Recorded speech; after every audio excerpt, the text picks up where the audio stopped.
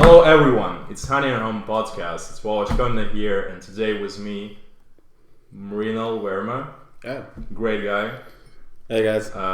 Cool photographer, and also doing a lot of nice shit. So go check it out. So he is the guest today. Yeah. I'm really glad that you agreed on my invitation to be the podcast. Yeah, always up for new experiences. For new I experiences. I haven't done this before. Okay. Well, it's gonna be easy. We'll talk some bullshit and that's it. Alright. That was good. Yeah, so how's your life? These days, busy. These days? Yeah. Work is busy. I don't get as much time for photography, unfortunately. Yeah. But the last shoot I did went really well. And I finally shot with actual models. And it turned out fantastic. I think that picture on my Instagram has the most likes I've ever seen. Yeah, like the one with like this neon style. Yeah, 2,000 likes now. That was a good one. That was a really good one. So, is there any kind of different kind of inspiration you're doing for this shots, or you're just I just want some neon stuff? No, so the neon stuff really comes from my interest in cyberpunk. Like I'm a big cyberpunk dude. I fucking love that genre. Movies, the show Altered Carbon on Netflix was, I think, one of my favorite shows of all time. And now next year, the CD Projekt Red is coming out with Cyberpunk 2077. Yeah. So I had seen the announcement around that time, and I was just going by in the tram in The Hague, and I saw the carnival and all the neons, and I was like, I have to do this. So I just found the two models and 3 photographers who went with me, and it was like a big shoot. Okay. It was really cool. And that's where my inspiration comes from, just stuff I like to do and my preferences. Nice. Like, also you mentioned that you work with like different photographers as well, like on this project together. Yeah. And as far as I know, you also have like kind of either group or associations of photographers, because I've seen that you also have like a separate Instagram for this where all the different photographers actually put out this stuff. Yeah, but it's not something I set up as an association. That was just me curating shots that I felt were really meaningful, because something I saw on Instagram was just people shooting hot girls. And I really wanted to have a page where you could see really meaningful shit on Instagram, like really like deep stuff. And maybe the photography is not that good, maybe it's not ultra high resolution, but means something. So I started curating that, but then I ran out of time. So that has been inactive for a while. Yeah. But yeah, I work with a few photographers in The Hague. Surprisingly, all of them have different categories of work they do. One of them is a landscape photographer, one of them is just a general one, and I'm portrait.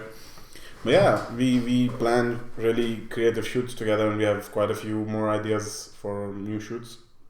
So do you have the Instagram for just hot girls photos? No, I mean, you want to create one? Just keep an eye out on my current Instagram. That's all I can say. Okay. Well, I mean, it's gonna be lit. All right. Also, I think it would be cool if you just also speak about more the foundation you're actually working for. So yeah, so it's gonna be interesting. Yeah, so I work for this foundation, this association here in the Netherlands, and we do humanitarian impact finance. So I did not have a background in finance. My background was all law. But when I interviewed for them, they told me that they were working on this massive refugee project. And I'm really passionate about humanitarian issues. So I thought, why not? And a year into it, I know more about finance than I would like to.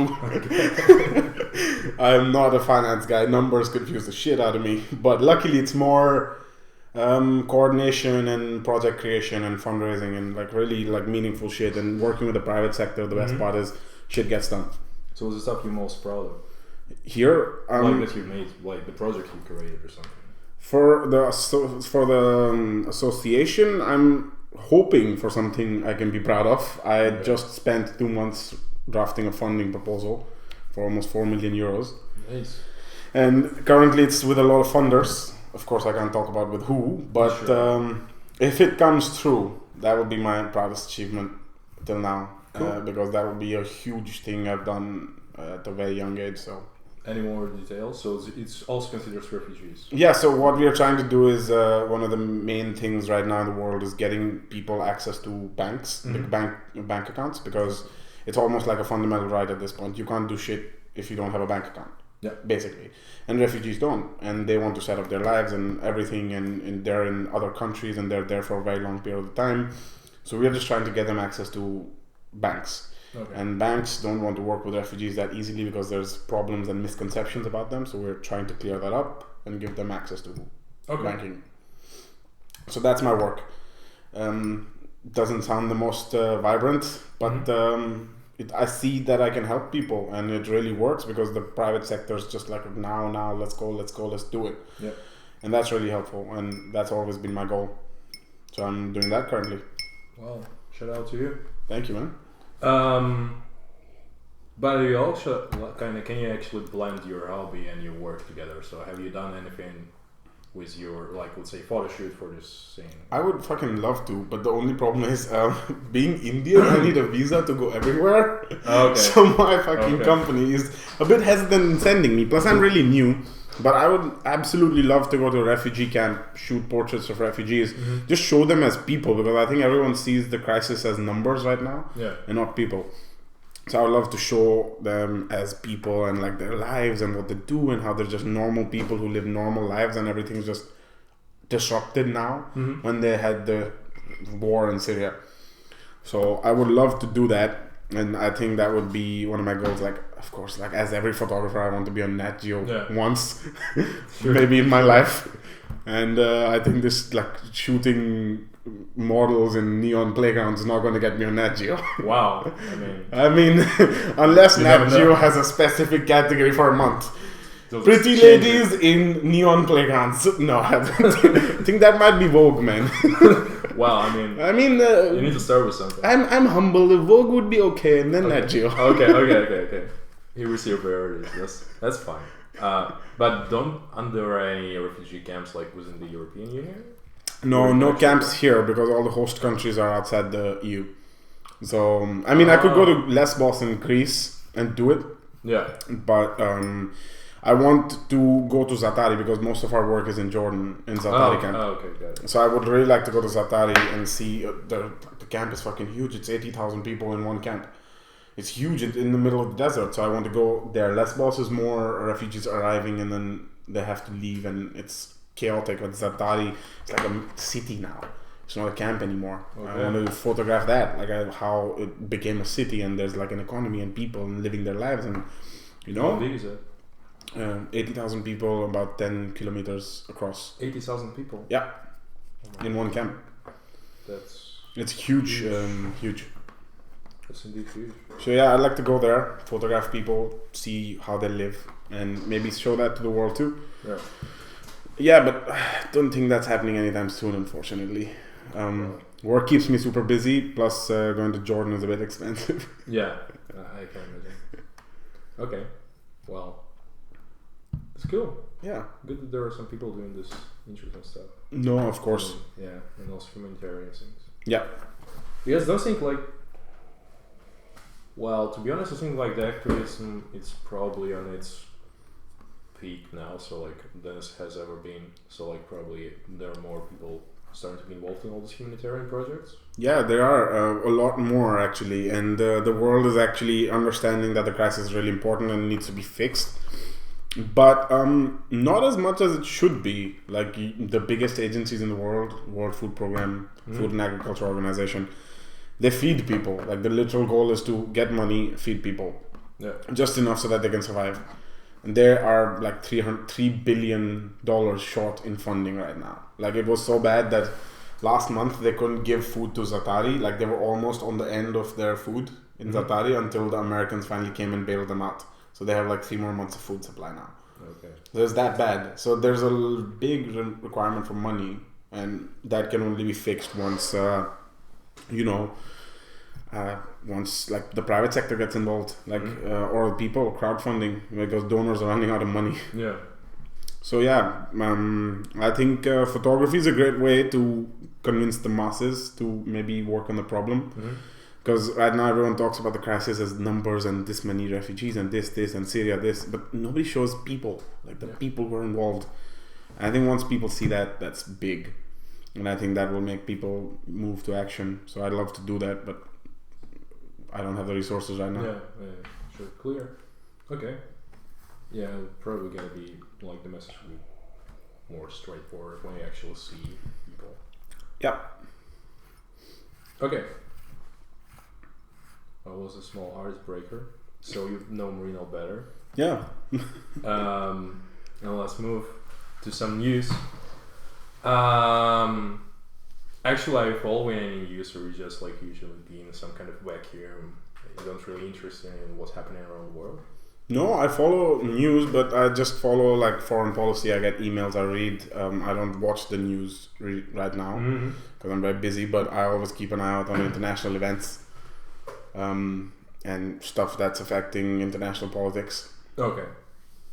So I'm not sure whether then you've heard about the event that happened, like not event, but like the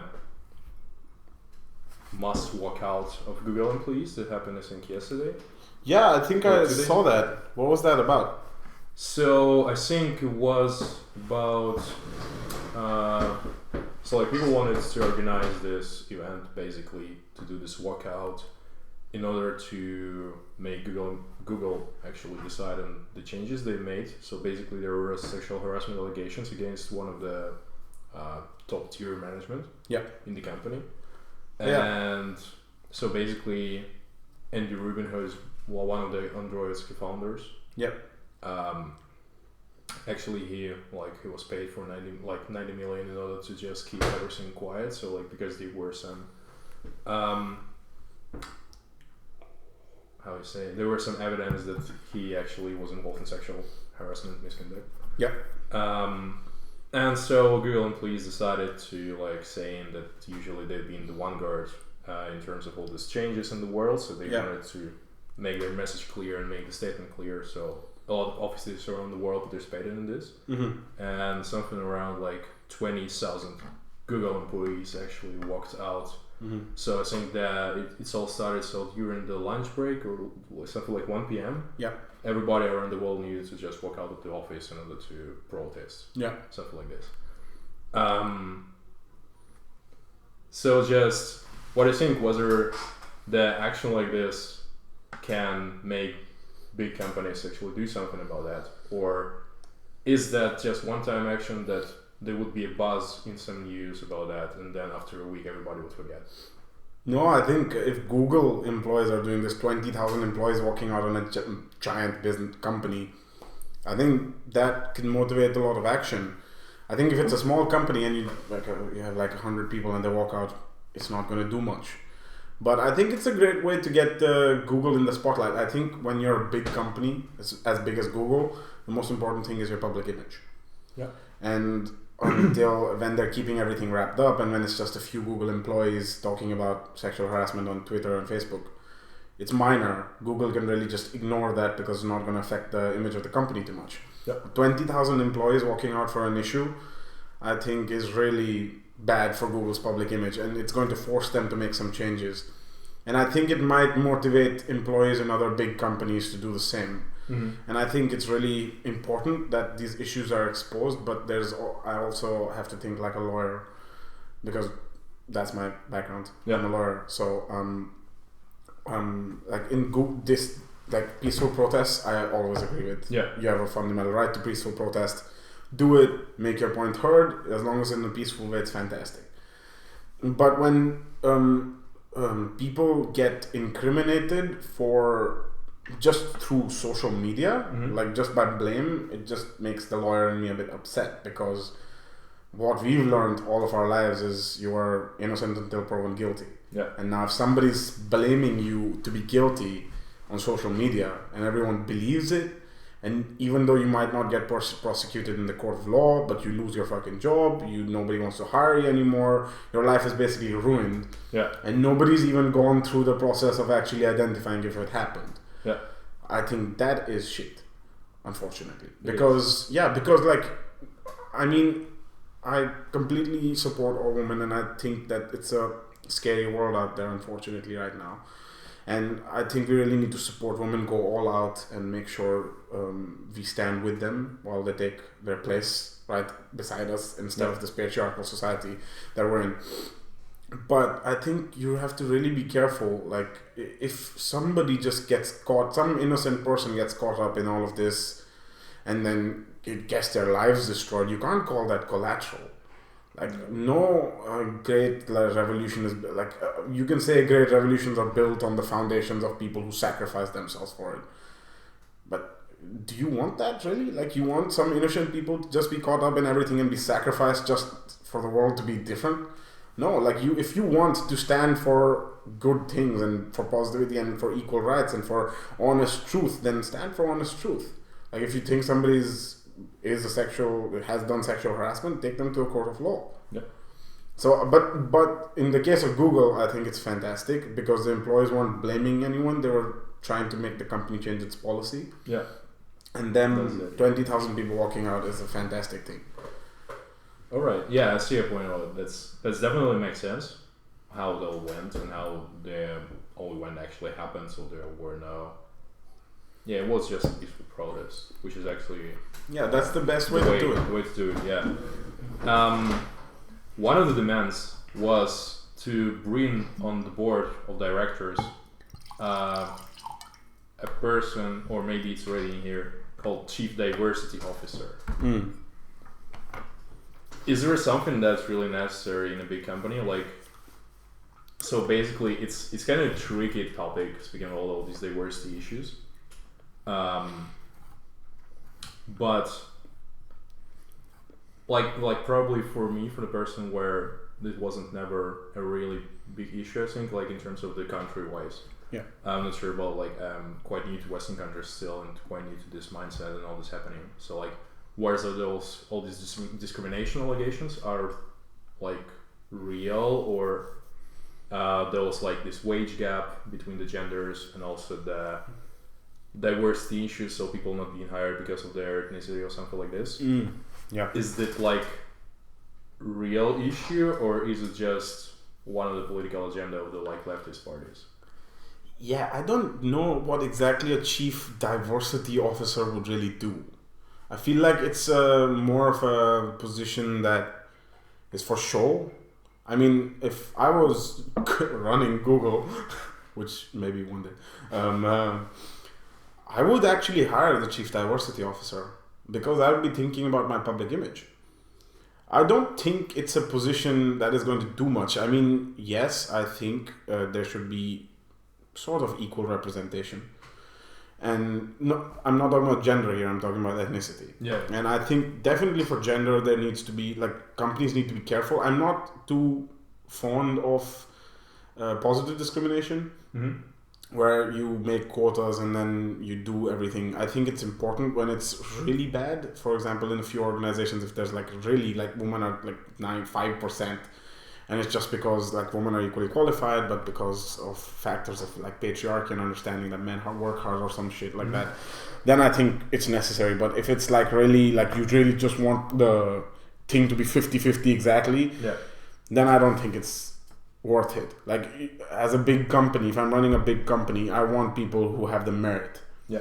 And I would make sure my policies are framed in a way that sees merit in both genders. Yeah. But it's not like, oh, this guy is way more qualified or this girl is way more qualified, we're going to hire him just because he's a dude. I don't want that. Yeah. But or just we're going to hire her even though she's a bit less qualified just because she's a girl.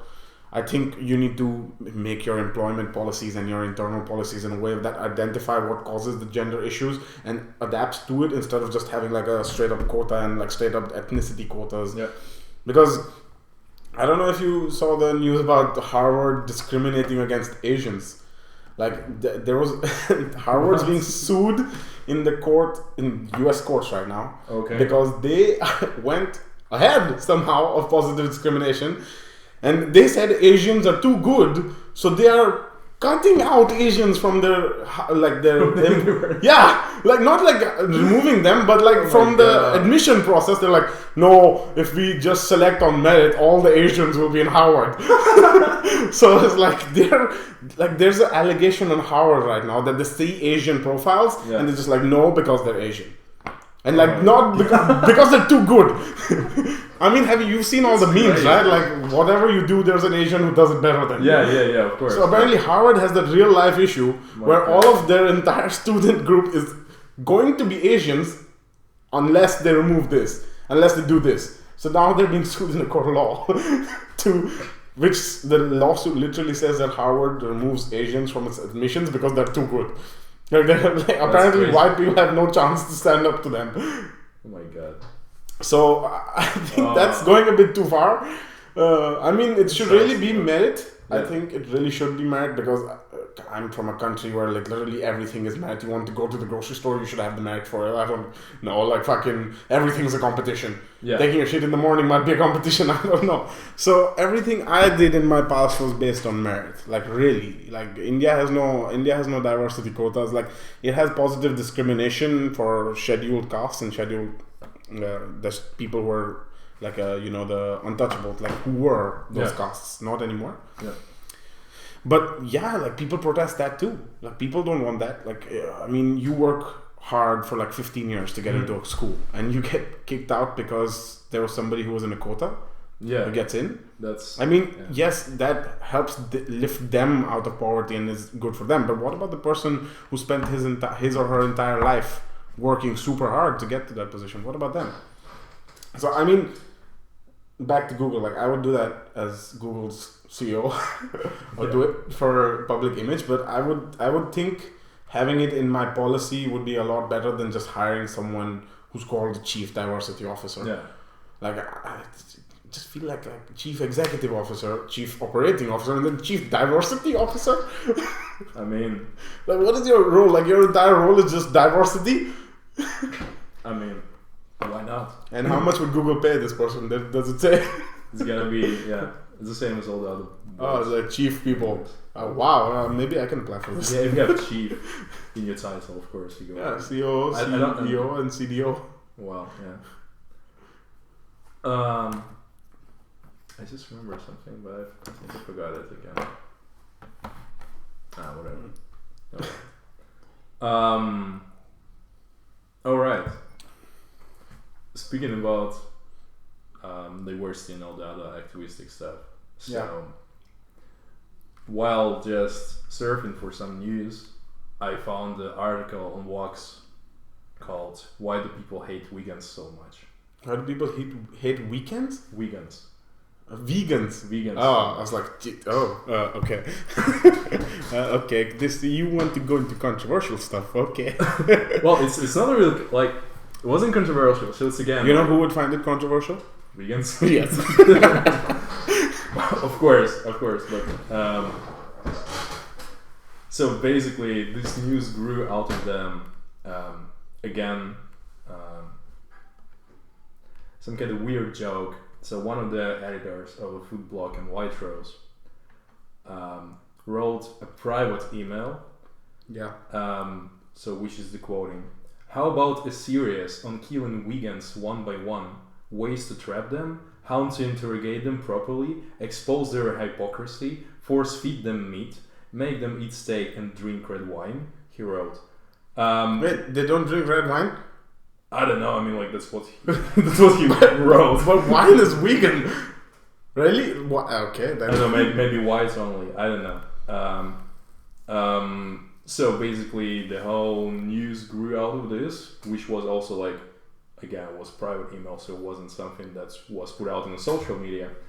But the person who received this email, and she was like a vegan writer or something, she really seemed not something like a really bad joke in it, but something shocking for her, and that's just why she just disclosed this email to the public. All right. And the person lost his job, and the person was, of course, shamed on social media, and probably like his life again was ruined. Obviously, that's how social media works these days. Of course, like the guy apologized for all of this and blah blah blah and all this stuff. And that's how Vox author Abigail Higgins decided to understand why people actually hate vegans so much. Well, I have a few things to say, definitely. First about the guy. learn how to make a joke in your private setting, like a professional setting. Like, who the hell makes this kind of a joke? Like, I might make a joke about how vegans, I don't know, about them not eating something because them considering it not vegan, but not about killing them, force feeding them meat. What? Like, dude, like, take it down a notch. I don't think, I'm a firm believer in this psychology theory called the monkey and the mask. Yeah. And it talks about how when you're in a personal setting, you're relaxing, you're with people just talking, you let out your monkey, which is just unhindered who you are. Mm-hmm. But in a professional setting, you always put on a mask. Like, it controls who you are and just lets out the points that you want people to see. It's very important. Otherwise, people, like, yeah, you might be silly and you might be jokey and you might like dark humor and shit. Yeah. You don't see me making dark humor jokes in my office. Like, I was going to say what kind of jokes, but I don't want to say. But, yeah, but like, it's really like about that. So kudos to him for losing his job, but I think he deserves it if he makes this kind of a joke. Like, what kind of a joke is like force feeding? Like, that's a bad joke. That's definitely a bad joke. Yeah, in a professional setting, between friends who like dark humor, great, funny. But like, as a lawyer who's had to read the U.S. Senate's report on custodial torture, 400 pages, which talks about force feeding and talks about like killing people and like slowly dismembering them, and like, it's horrifying. This is not a joke. This can easily offend anyone. Yeah. But why do people hate vegans so much? That's a different thing. So I think. What do you think? Why? So I think there's two kinds of vegans. Ones who mind their own business and ones who don't. Yes. Like, great if you want to be vegan. Fantastic. Do it. Be vegan. Enjoy yourself. Eat what you want. Nobody has the fucking right to stop you. That is absurd. Nobody should be able to tell you what to do. But that goes for the same for vegans who don't mind their own business. If you say that nobody else can tell you what to do, why the hell do you tell everybody else what to do? Exactly. Like, yes, climate change is real. Yes, it's important. But I don't think we were designed to all be non-meat eaters. Like, yeah, you can make that as a choice and do that if you want. But like, fucking forcing the entire 7 billion people in the world to be like, yeah, especially cultures that are really ingrained in meat eating. Like, you can't change an entire culture. Yeah. Overnight. Like, I was just talking to somebody from the World Food Program, and they told me that I honestly believe that we can't change Asian and Western cultures to be off meat. He says the next step to prevent climate change is laboratory grown meat. Because he says, yes, the way we eat meat is unsustainable, but the answer is not veganism. Because he says we can't force entire cultures to let go of thousands of years of history and just be like vegan. That doesn't work. So I don't like these vegans who are like, oh, I'm vegan, so everyone fucking around me should be vegan. Yes, I mean, the way we kill animals and how it's become like more of a mechanical manufacturing process is really bad. But those are the kind of vegans people don't like. Yeah, exactly. Like, eat what you want, but let others eat what they want too. Like, I'm sure if vegans weren't going around forcing people to stop eating shit, nobody would dislike them, and everyone's like, well, if you're vegan, great. Of course. Like, actually, all these vegan memes based on person showing like their supremacy just by saying that they are vegans, and that's it. Have you seen the YouTube channel Vegan Gains? He's one of the biggest memes. Yeah. Is it like the ginger guy with the long hair? No, he's this dark skinned guy. He's bald. He's works out a lot. Okay, no. You know Total Biscuit? Sorry? Total Biscuit. Total Biscuit. Yeah, he was this huge game reviewer. Very, very famous, like this British guy, amazing. He last year found out he had cancer. And he died, unfortunately, a few months ago now. Vegan Gain said that you are dying because you are dumb enough to eat meat all your life and you deserve to die. He's that kind of vegan. Oh my god. He like goes out and criticizes people who eat meat all the time, and he's like, everyone who doesn't eat meat should die. I mean, who eats meat should die because they deserve to die like animals die. I mean, come on. Like, if you don't eat meat, don't eat meat. That's it. Don't force everyone around you not to eat meat. Actually, like, what the author says that why people deciding to hate vegans is not just because of their attitude to just telling everyone that okay, you need to go vegan, because if you say you like animals, why you eat animals and all this stuff. So that's why they offer things that meat lovers becoming pretty defensive about that, because there is cognitive dissonance in the mind. Yeah. That even though they like animals, they eat them. So that's why, like, okay, I'll say even we, because I'm also a meat lover, we kind of feeling that there is a threat to us. So somebody kind of going to kind of punish us mentally for not doing things that we actually kind of believe. So like from one side we kind of feeling good about the animals, and the other side we just eat their meat. And this is actually the reason, as we don't want to feel this cognitive dissonance, that's why we're starting to hate people like vegans. Yeah, I see the point, but I think this affected me a while ago, like this feeling of cognitive dissonance, because I love animals, I'm an animal lover, but I also like eating meat.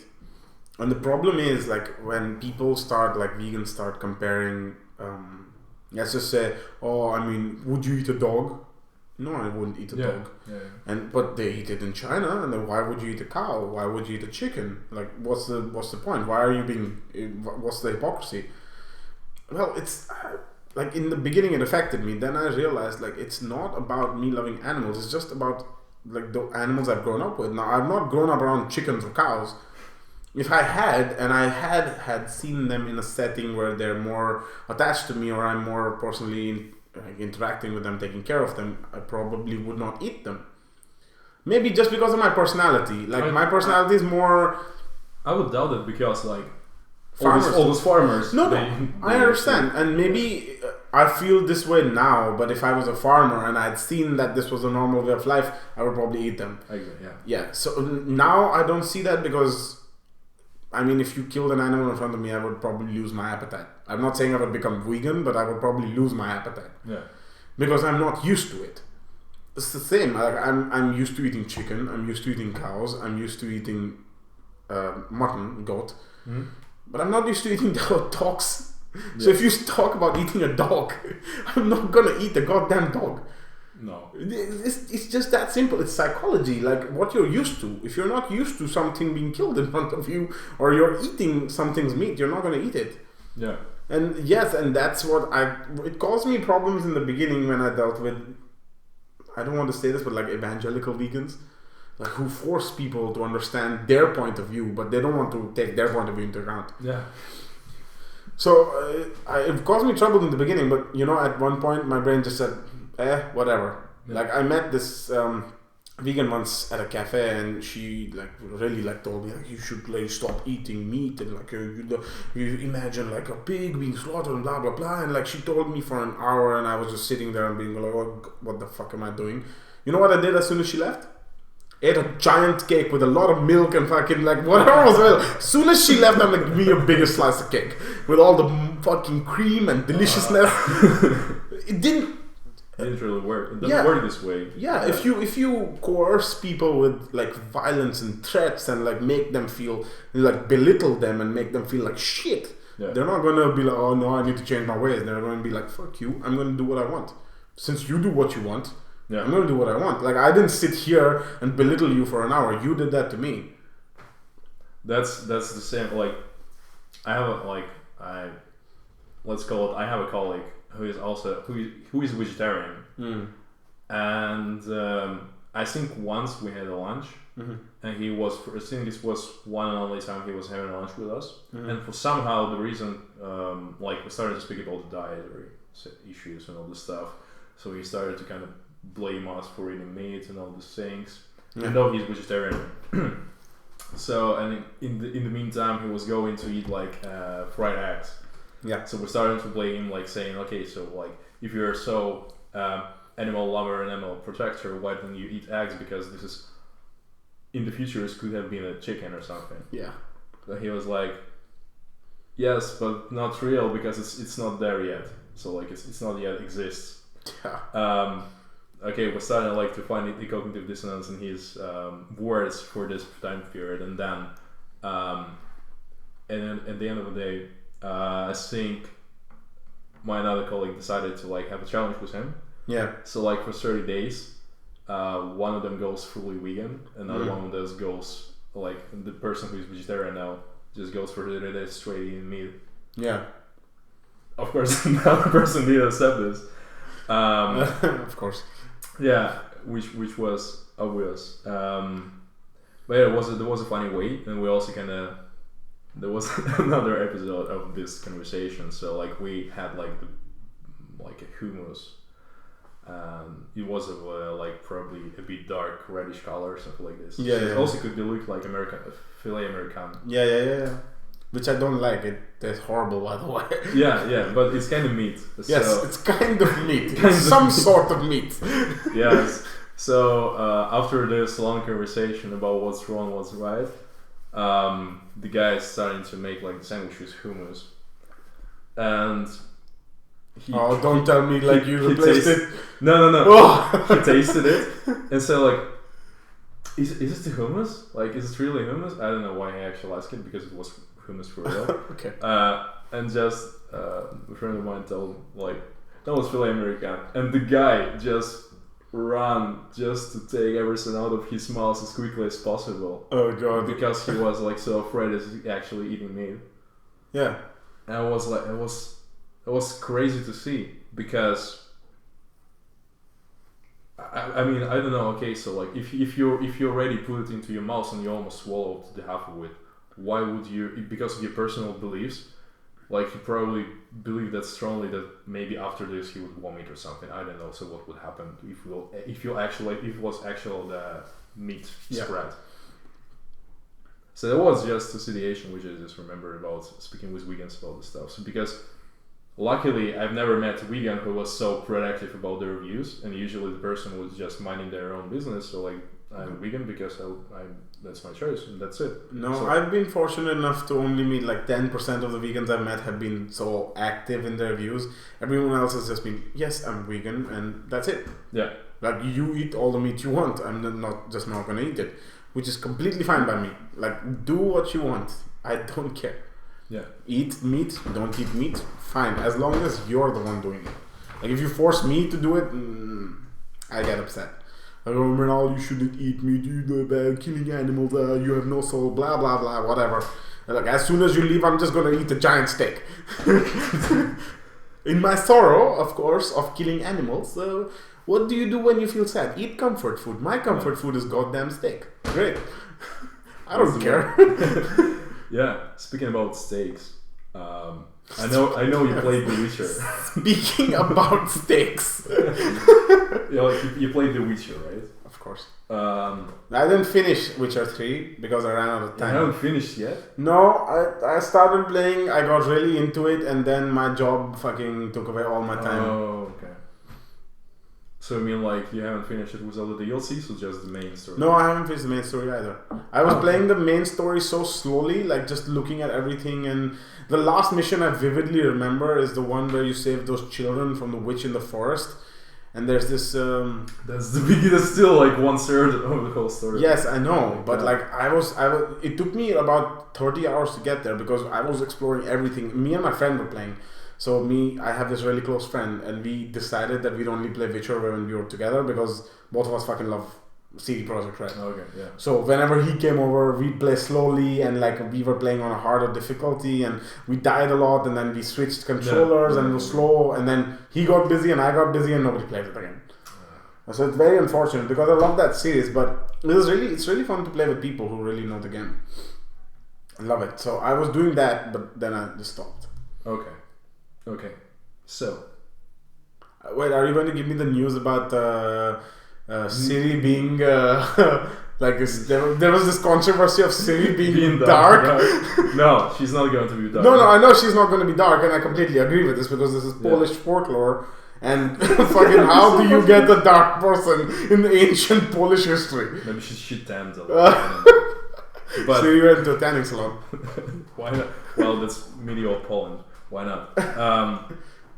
No, I'm also like, so you know that Henry Cavill is going to play the Geralt. Yes, the guy who plays Superman, right? Yeah. Yeah. So what do you think about it? I don't know. I don't see him. The funny thing is, I haven't seen him with a beard and like a stubble. Like you've seen like this how he gonna look like basically. Yeah. I've seen this, but the thing is like I don't know why I've seen Geralt in the game, all of that, but I've always imagined him in like a light stubble. Yeah. And it doesn't look like him Where's exactly. Like he's a good actor. He's a fantastic actor. And I think the way they've taken the pictures, he really suits the role. Mm-hmm. And I think he's the same build and like height, and he can adjust his fucking muscularness, whatever, according to the show, of course. But I think he's a good. I really have to see the show. Yeah. Because in the pictures they've taken, like, fuck it, I'm a photographer. I know if you want to make someone look like something, you can. Not by the editing, just by lights and the way they dress up and the way they pose. You can do it. Yeah. So when I saw the pictures, everyone else was like, "Oh, he fits, he doesn't fit." I'm like, I can make anyone fit. It's not the point. The point is in the show. Yeah. Definitely. Like how he plays Geralt, and like there's some similarities and stuff, but I think he needs a bit more lines and on his face, like just age and stress of everything that Geralt does. Actually, the idea that's because the actual setting would happen during the backstreet. So it's got to be book storylines based on books and not on the games. I haven't read the books, by the way. Have you? Yeah, I'm a big fan. Yeah, I think. Are they better than the games? Because I'm actually a bigger book reader than I am playing games because I have more time to read books. They're just good. I mean, so I think Witcher 3 is probably the closest in how the book were written, because basically in Witcher 3 you also have like the two storylines. There is shorter storyline when you play Ciri, yeah, and like the main story when you play Geralt. So basically there are 7 books. First 2 books is basically just short stories about Geralt and some stuff that he made with his friends, and there is like 5 books. It's like saga about him and Ciri, and so it's basically like just going like step by step. So one chapter about Geralt, next one about Ciri, next step about Geralt, and it's all going. So and also like the idea of and like the concept itself is pretty similar to Witcher 3. Even though she was way younger than Witcher 3, so like she was still like a child, about 10-year-old, 12 years old, something like this. Yeah. I mean, I enjoyed it. Like I enjoyed reading it, and I think I would. I have a long travel every day, so I read a lot. Yeah. So I think I would enjoy that too. I might do that, but anyway. And also, it's like the good way about it is giving a lot of background, because the good part about CD Projekt Red, they haven't just decided to work based on books. Like they definitely base their work on books, but they just move the storyline a bit further. So like when the book ends, that's where the game begins. So like 5 years after the whole story plot ending in the book. So I think reading the books would give the games a lot more dimension. Yeah, so you already start to recognize all the characters, and you understand why they're like this and not like that. So like I think no, like you haven't reached this part of the game in Witcher 3. Because there are like this blind wizard, like if it's female wizard, how do you call it? The witches. Yeah, but no, not the witches, but like this wizards. So like the like. But the female wizard is called witches. Are they called witches? Yeah. Okay. But okay. Yeah. These weird, ugly, blind women were in this story that we were talking about. No. They wouldn't be. They were the ones who ate the children. No. That's not those witches. Yeah, because like in Russian we have distinction between witches and between wizards, but they were like girl wizards. Oh, girl wizards. Yeah, something like that. I think they'd also just be called wizards. I don't know. Okay, yeah. So like basically there was like a group of wizards. So like Triss Marigold. I'm not sure whether. Yeah. I know Triss Marigold, of course. Yeah. So like she's one of them, and you also call her witch. Yeah. Okay. She was a witch. Yeah. Interesting. Yeah, because I like initially like the third part was made for Western market. That's why they also based it on like they made the whole story in English. But also usually the Russian is more authentic to me. Yeah. So I just decided to play it in Russian, and also like it's really cool to hear because the voice acting was so good. Mm-hmm. Yeah, so that's why I made me some proper names for those. Because I'm basically translating from Russian how they were, so I'm not sure. Yeah. But yeah, so like all of those wishes is gotta be it's really will give you depth into the story. So I really advise to read it too. Yeah, I might do that. Cool. Anyways, what you were asking. I mean, that was just as an announcement for me as a big fan of the whole Witcher Series. universe, series, everything. So I'm looking forward to Netflix version. I think I trust Netflix to make good shows. They have really not betrayed my trust until this point. I don't know. I mean, I haven't seen all of their shows. Maybe some of them are crap. But the ones I like, Netflix somehow makes really good. Yeah. Maybe they have like, I'm talking to them secretly, but you don't know. But like, for example, what was that one? The Cyberpunk show I just mentioned. I forgot its name. You haven't seen it? Altered Carbon. Altered Carbon was made amazing. Yeah. Like, it was the definition of cyberpunk, and it's based on a book as well. Mm-hmm. And I haven't really read the book, but it was fantastic. Like, the production quality was amazing, the story was amazing, the actor who played everything was amazing. So I have this really love relationship with Netflix shows, not this love-hate relationship. I haven't really seen a bad Netflix series yet. Okay. But I don't watch all Netflix originals, so there might be shitty ones. So I have my hopes up, and I think Netflix is trying to stick to as much as they can to the thing, like a sense and theme of Witcher. So let's see. I think we'll only find out if he's a bad choice once we see the show. Exactly. Yeah, I don't think we can already determine because it's too early. Yeah.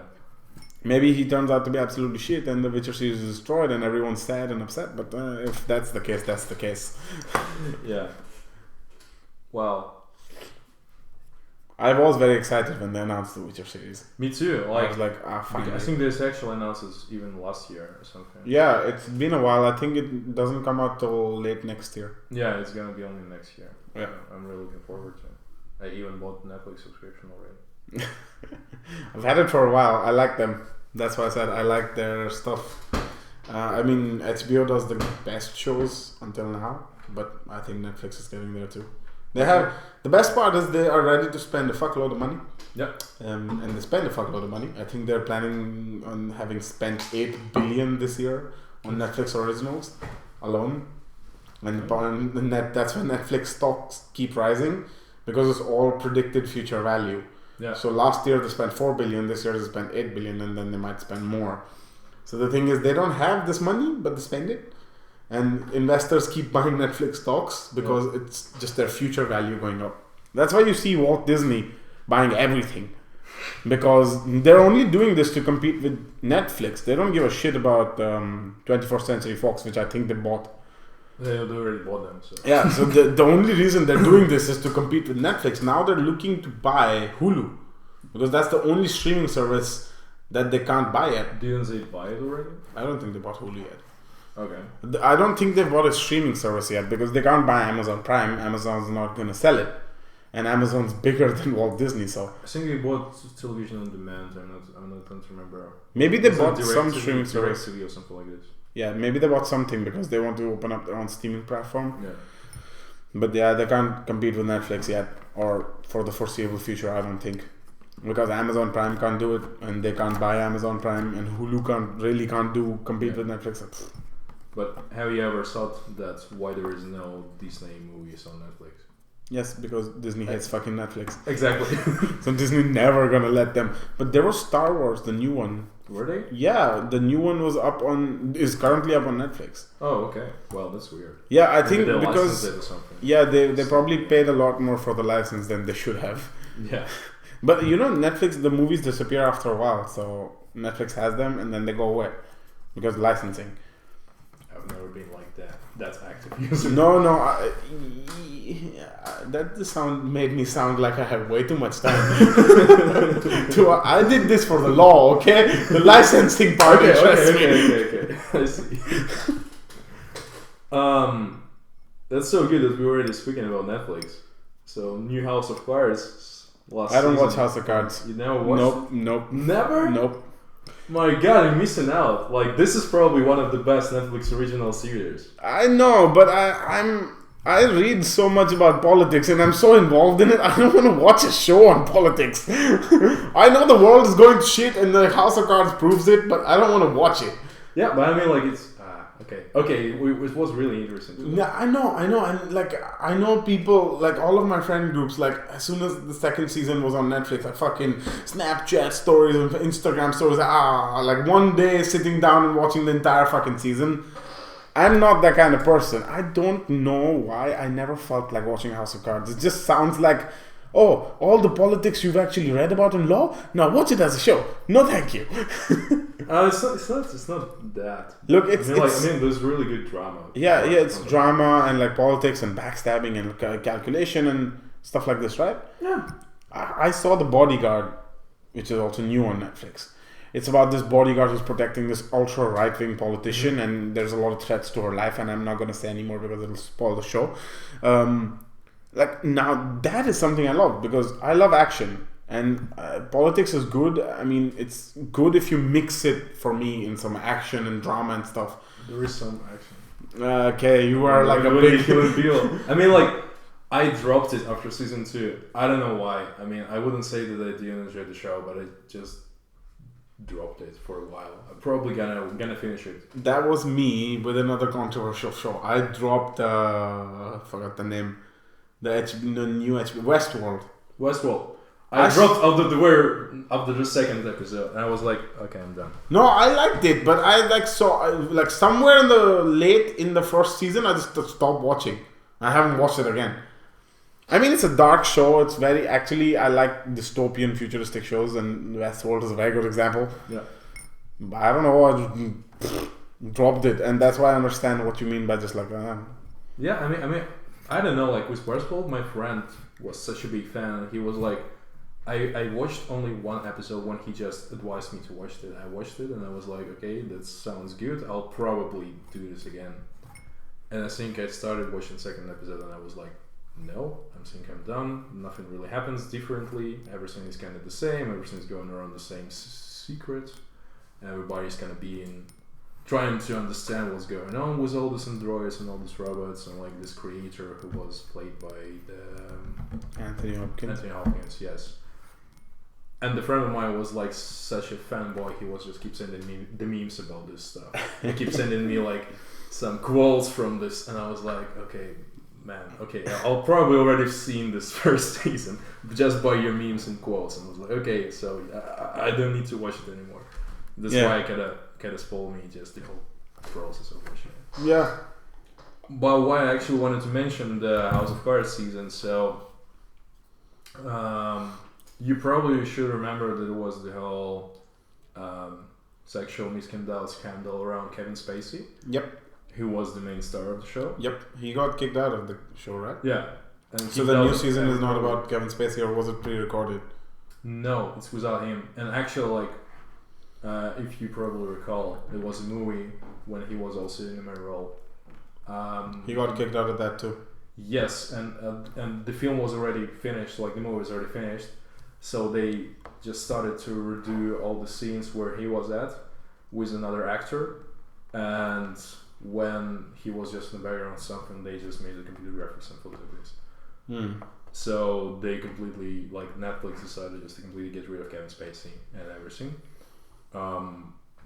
So now the main hero is basically his wife, who has now decided to be, not decided, like she was, I don't know how, but for some reason she became a president.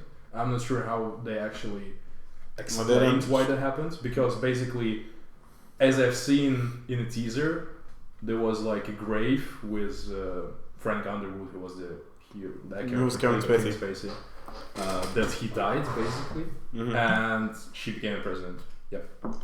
Yeah. So I'm pretty curious how they actually turn this into the explanation why that happened, because that's now it usually happens in politics. Why would wife become a president, or is it? I mean, the only way she would become president is she was vice president.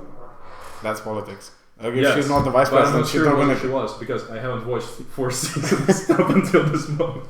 So you just picked up from here. No, I haven't watched it yet. So it was just in news, and I was like, when I'm just reading it now, and I thought like, okay, it's probably season 4, so probably I'm like one or two seasons back. I'm sorry, but you reacted when I said I don't watch House of Cards in a way like you've watched every episode till then. No. I was just I really liked it. I mean, I really like this first season. And yeah, okay, but like you were like, you haven't watched it? I saw the entire season yesterday. No, because a lot of people actually knew the show. That's why. I mean, I know the show, but I haven't watched it. Yeah, okay, whatever.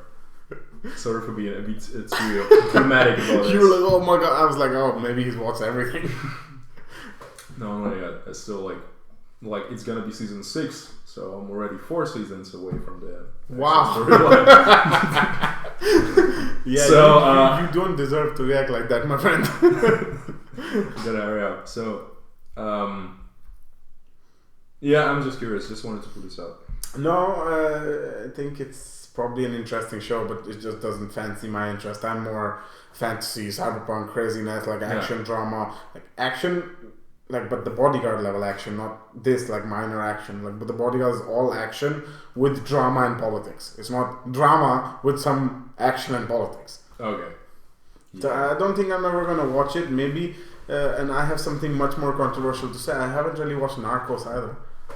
People flip their shit. I don't like it. I tried the first episode. I watched for like 20 minutes, and then I understood that I just started to do some other stuff because it wasn't interesting at all. Yeah, I've never watched it. I don't want to watch the entire show about his Pablo Escobar's life. Like, I don't care. Whatever. I read the whole Wikipedia article about him, and I'm done. Yeah, and I was like, oh. Yeah, cool. Great. This is the plot line for the show. Nice. Yes, basically. I'm not sure what's the plot line, but my friends keep on quoting some of the stuff from the show, so I was like, whatever. Yeah, whatever. Exactly. I like shows like Black Mirror and then Darknet and... yeah, Black Mirror is like already classics. And somebody else told me another really, really cyberpunk but trippy show yesterday. I don't remember the name. I'm gonna watch that, but it's not on Netflix, so... Okay. I'll manage. You gotta do some torrenting. No. Oh, okay. Other free websites. Okay. Okay. I don't download anything. Well, I mean that's also a solution. Yeah. Do you do TikTok? What's TikTok? You don't know what's TikTok? Have you heard of Musical.ly? Yeah, Musical.ly, yeah. So basically TikTok bought Musical.ly. What is TikTok? Isn't that the song by Keisha? No! What? What is that song called? Oh right, there was like a song like Look, I got confused because you said do you do TikTok and then you said Musical.ly, and as far as I remember there was this trend going on where everyone was just copying like what is it called, lip syncing the lyrics. You do lip sync, yeah. That's Musical.ly, right? That's Musical.ly, but TikTok, yeah. So when you said TikTok, do you see my confusion? You were like, do you do TikTok? Yeah. Because I think months ago TikTok bought Musical.ly. Yeah. And TikTok was a startup. I think it was for, like Chinese startup. Wait, so it was a Chinese startup that bought Musical.ly? They are that big. So they bought Musical.ly, and now TikTok is started to be popular because they also added a lot more interesting features into the same basic Musical.ly setup. So TikTok became one of them, starting to create a lot of cringe compilations on YouTube with TikTok now, because before it was just Musical.ly. Now it's TikTok all over the YouTube, and there are some trolls there. And there was like, I suppose you know the game Overwatch? Yeah, of course. Yes. You have to live under a rock if you don't know Overwatch. You don't know Overwatch? I do know Overwatch, obviously. I don't live under the rock. So, there was probably not a good topic to discuss. So based on this, there was a meme with girls sitting and making view that they kind of playing the game. Yeah. And there was a song about Overwatch and gender equality as well. So like there were male character and female character, and they were seeing like male was basically saying female character of the song to play support, who is Mercy. Yeah. And she didn't want to, and they were like standing for equal rights and everything, and they were blaming each other. And part of this song became a meme in TikTok. Yeah. And people starting to just like trolling others with this. Yeah. And it became so big that even The Verge, if you know this website, Yeah, of course I know words. made the whole article about this. This equal right, gender equality, Overwatch song on fucking TikTok. Yes. Oh god.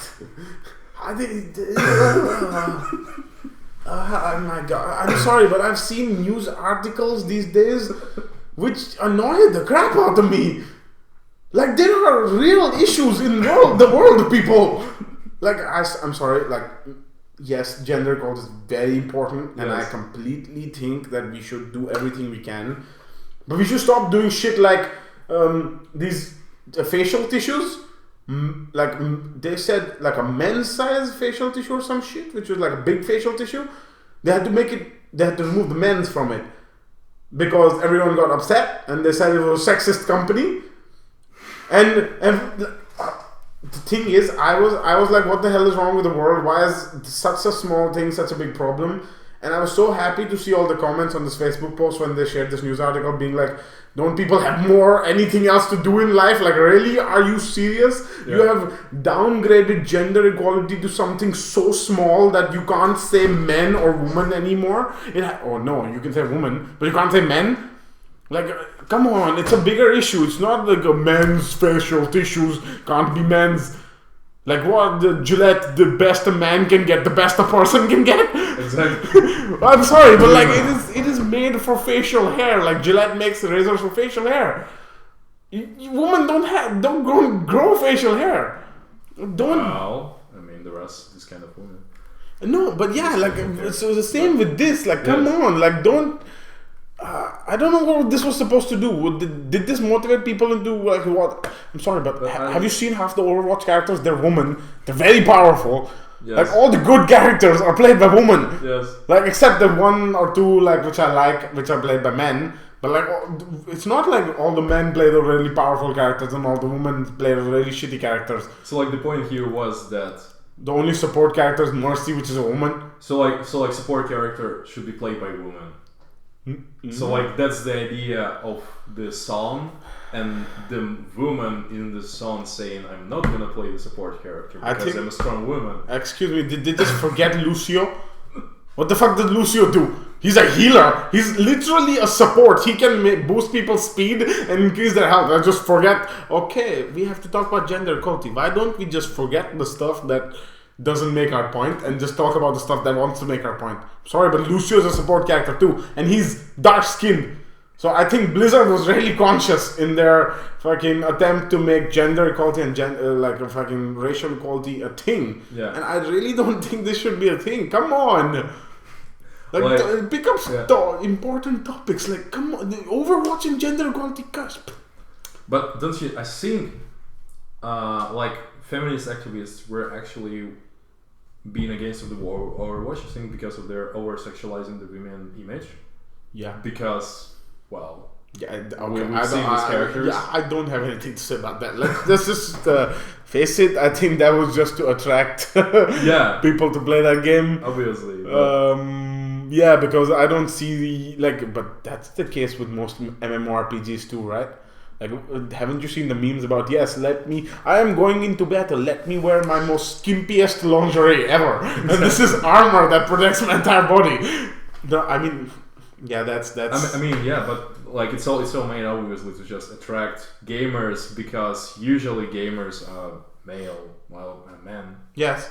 That's the point, but you know, like if you say this, like we go into the deeper issues, that people will go into the deeper issues of why gamers are only men, and because society wants gamers to be men. I don't know. Like, to be honest, when I was growing up, my parents didn't want me to be a gamer. Like, I don't think any Indian parents want their children to be gamers.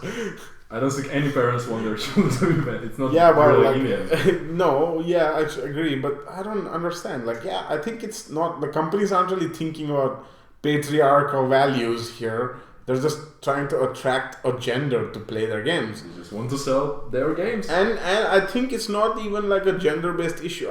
I think it's more of a business decision. Exactly. Like you know from facts, like I don't think women play less video games because they're repressed. And maybe in competitive video gaming, I don't know. I don't follow that much.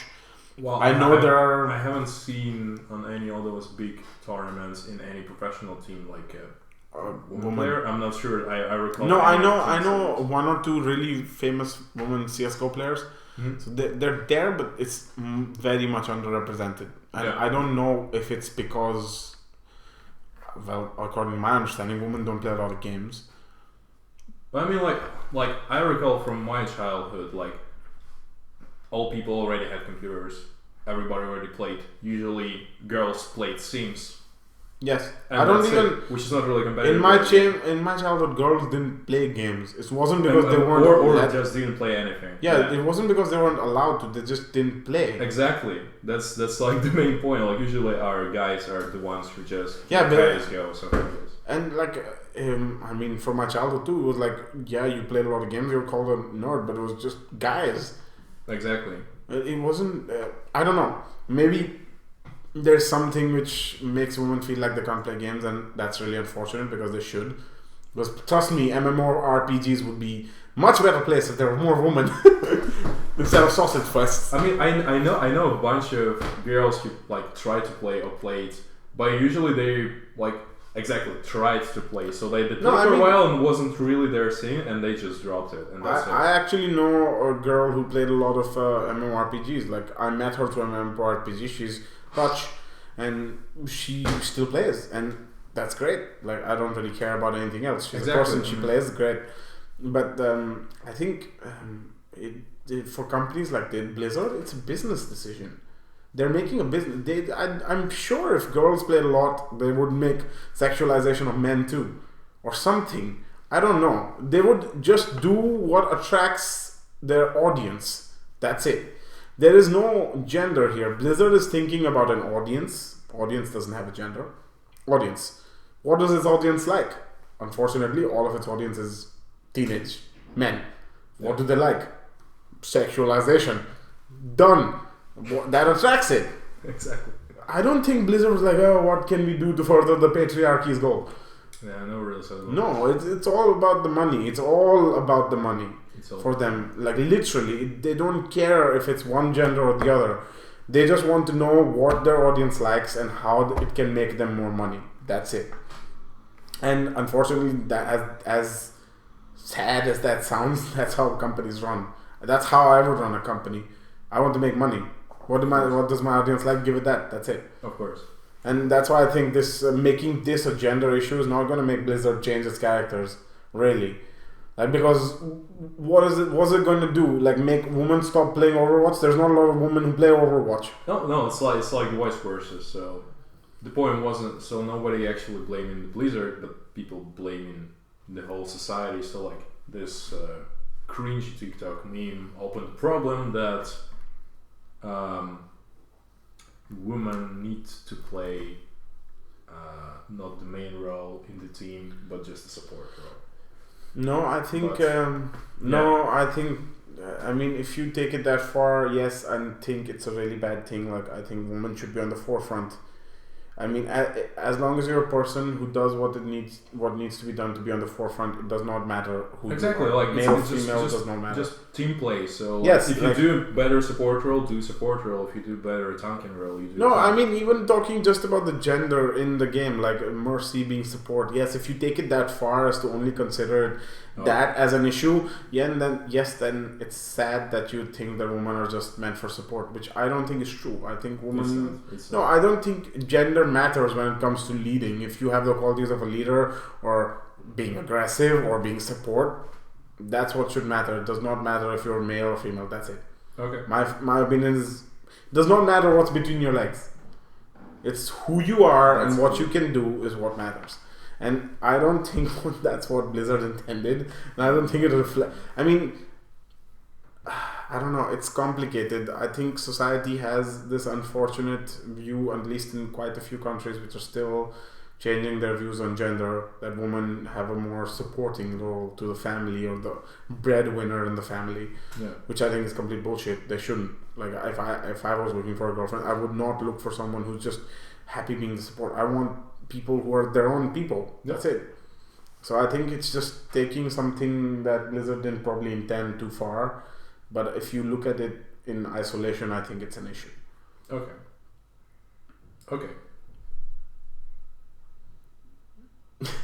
I think we're done with news. Yeah.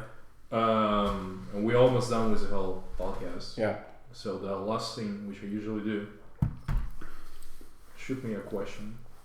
Shoot you a question? Yes. Well, okay. Like, I'm really interested about your music business, like where you work. Like, I don't want to know clients and stuff. I just want to, like, I'm a big music fan. I listen to probably 6+ hours of music a day. Whoa. But I've never thought of the back end of music and how it works and what is the thing that you need to do to promote an artist, get them on Spotify, how it works, licensing, crap like this, events. Yeah. And is it all the fancy life that you see on YouTube, like just like people partying, drinking, blah blah blah, or is it like a crap load of work? That's crap a lot of work. I was not expecting anything else. That's.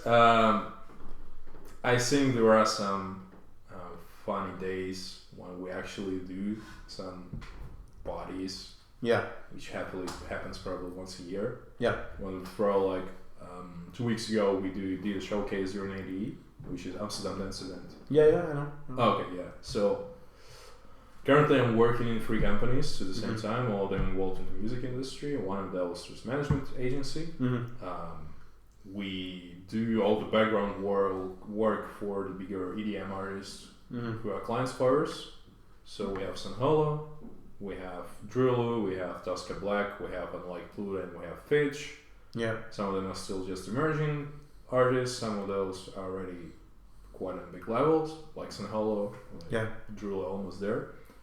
And on the back end, I think so much work being done every day. So like even sometimes you need to be up in arms with during the weekends outside the working hours. You always need to be on point with everything that happens, because also it's funny to see. I never thought of the music industry to be of also really quick changing industry. So we also need to like catch the trends, and we need to be on this like hype of train or something. Yeah, hype train. Hype train, yes.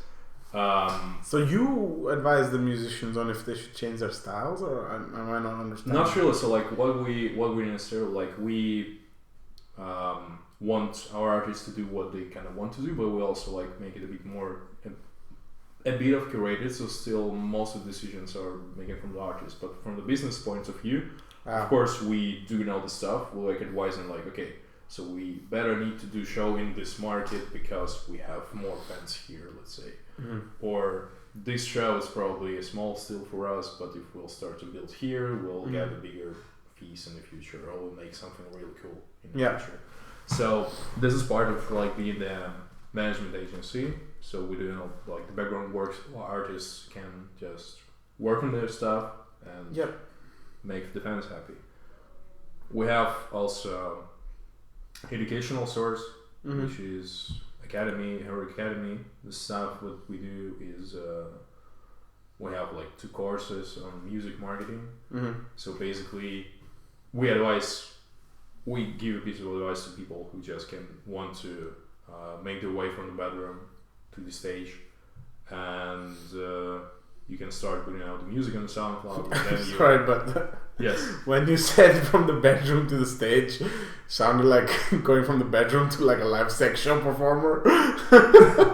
Yeah, because we are in the Netherlands, and that's what the stage means if you say bedroom to the stage. But I got what you mean, from the studio to like home studio to stage. Yeah, okay, whatever. Yeah, because usually it's also referred like in the bedroom. The studio is actually I understand. Yeah, okay. Well, this is my brain connected to that's a separate line of business. There are different ways to do well as an artist, to get the stage. To get to the stage. All right. And also you have music label Beatbird, which is music label, so we do all the distribution stuff, we do the promotion, we do some cool events. Yeah. So that's how we work. And there is usually, so what I just described sounds like not so much work, but usually in the background you just have a lot of stuff to do. Usually, like, I don't think you're ever feeling not busy or something, but it's surprising, but you actually always need to do some stuff just to keep the machine running. No, I understand. I don't think it sounds like less work. You're doing 3 things at the same time. And here I was complaining about my job and how busy it is there. It's fine. Yeah, but as long as you like it, I guess. Yeah, I mean, like, I think the chillest part is just the industry and like the vibe that is bringing. So I have one more question. Yeah. What's the craziest party you've attended? Craziest, like I have a very tame life. Let's just say I've been to crazy parties, but nothing as far as I think you might have been to. Crazy party. The craziest. Like the craziest party. Yeah, like the most weird, absurd, absolutely insane. What the fuck is going on party? Don't say Burning Man. No, I've never been in Burning Man. Ah, okay. No. And also referring to parties, like it's probably more of an organized event and not just like something happening. No, just it does not matter. It can be organized or not. Someone's house or not, just the craziest party. I mean, my question was intended for the music side of your business, not just like friends and crazy what the fuck is going on. So it might be that, but if you have something which is even crazier, sure, go for it. Yeah, I'm just thinking about it. Like, I don't think I've ever been to like crazy party. Just some weird stuff. I mean, during some of the stuff that like we have like house party and some. With the artist or something, or no, like before, even before me joining the company, but like during me working here, probably okay. So we had the party in The Hague, and we had like the full setup of the artists. Unfortunately, we needed to stop around the midnight, and usually we put the last artist, the guy who does really. Music not like in my view not a really good quality, but so like DJ Camping Stool, he's the guy who does like remixes of old tracks. So why Camping Stool? Because he's saying like he's DJ on this camping parties, stuff like this. Okay. That's why it doesn't really like it's not about the music, it's just about the performance. Mm-hmm. So usually he's trying to do something crazy then. So we had party in Peep. Here, and at the end of it, he just decided to take a water gun, and he started to shoot everybody with water. So he started to shoot the balloons. We had like part of yelling balloons. He just shoot everyone. He even dropped some water on the CDJ, so like the machine. So like they like the workers of the Peeps turned the lights on. They just cut out all the music. And the guy was still keep on shooting everyone with his water gun. And then there was a guy who was like going in front of him. So basically there was a story like he told me. Because I was somewhere there in the background. Yeah. So he was there was a guy who was saying him to stop, and he was just like starting to shoot him. He was like keep on saying like stop, like what the fuck are you doing? And then it turned out it was a guy who was the manager of the place. Oh. And then well, it's all turned out fine, so we haven't received any additional like fines or whatever. Additional, so you received the fine? No, we haven't. No, I mean like just fines or something. I think this guy was banned from playing at this place forever. Yeah, but that was quite epic. That was quite epic ending to the party. Okay, I've been to Pip. I really like that place. It's a good place. Yeah, it's really different compared to the other stuff we have here. Without naming places, I just don't like them. Too small, too many people, no space. Yeah, chill. I mean, like if you thinking only about the inside zone, it's also quite small, but they have this outside area where so you can dance, and then if you're too tired, you can escape outside and chill, which is great. Which is the best part. Yeah. Yeah. Okay. Those were my questions for you. I don't think I have anything more. Okay, that's a wrap. Yeah. Thanks for being here. Yeah, thank you for having me. It was great to meet you guys too. Thanks.